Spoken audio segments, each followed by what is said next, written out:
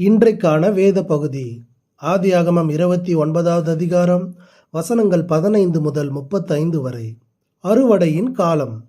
லேயாள் அற்பமாய் எண்ணப்பட்டாள் என்று கர்த்தர் கண்டு அவள் கர்ப்பந்தரிக்கும்படி செய்தார். வசனம் 31. நீங்கள் கேட்டுக்கொண்டிருப்பது நாளுக்கு ஒரு நல்ல பங்கு ஆதியாகமத்திலிருந்து தின தியானங்கள். மனிதன் எதை விதைக்கிறானோ அதையே அறுப்பான் என கலாத்தியர் 6:7 வாசிக்கிறோம். அவ்வாறே யாக்கோபு இதுவரை செய்த சுய முயற்சியின் பலனை அறுவடை செய்வதன் வாயிலாக அவனை சுத்திகரித்து தேவன் அருளும் ஆசீர்வாதங்களுக்காக தகுதிப்படுத்துகிறார்.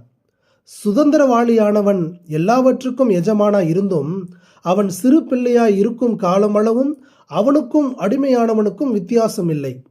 தகப்பன் குறித்த காலம் வரைக்கும் அவன் காரியக்காரருக்கும் வீட்டு விசாரணைக்காரனுக்கும் கீழ்ப்பட்டிருக்கிறான் என கலாத்தியர் 4வது அதிகாரம் 1-2 பவுல் எழுதியதற்கு ஒப்பாக யாக்கோபு தந்தையின் வாரிசாக இருந்தாலும் அவன் ஒரு வேலைக்காரனாக அடங்கி நடக்கவும் கீழ்ப்படிந்து பொறுமையாக இருக்கவும் வேண்டியதாயிருந்தது.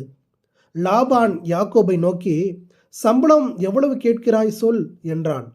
மூத்தவன் இளையவனை சேவிப்பான் என்னும் வாக்குறுதியை பெற்றவன் இப்பொழுது ஒரு வேலைக்காரனாக மாறுகிறான். பார்வை மங்கி போன தன் தந்தையிடம் ஏசவாக நடித்து ஏமாற்றியவன் தன் பார்வை தெளிவாக இருக்கும்போதே ஆள் மாறாட்டம் செய்யப்பட்டு லாபானால் ஏமாற்றப்பட்டான்.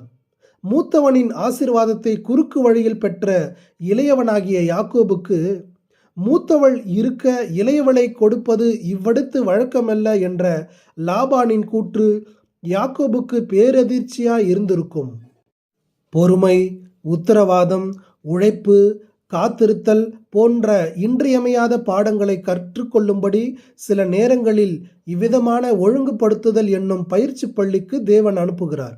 இங்கு தேர்ச்சி பெறுபவர்களையே ஆசீர்வாதம் என்னும் பதவி உயர்வுக்கு அனுப்பி வைக்கிறார். யாக்கோபு 20 ஆண்டுகள் இப்பள்ளியில் கற்றான். யோசேப்பு 13 ஆண்டுகள் பயின்றான். மோசே 40 ஆண்டுகள் இப்பள்ளியில் கற்றான். ஒவ்வொருவருக்கும் சில குறிப்பிட்ட ஆண்டுகள்.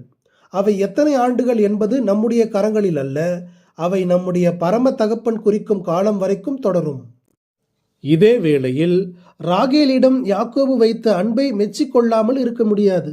அவள் மீது வைத்த பிரியம் ஆண்டுகளை நாட்களாக குறைத்தது.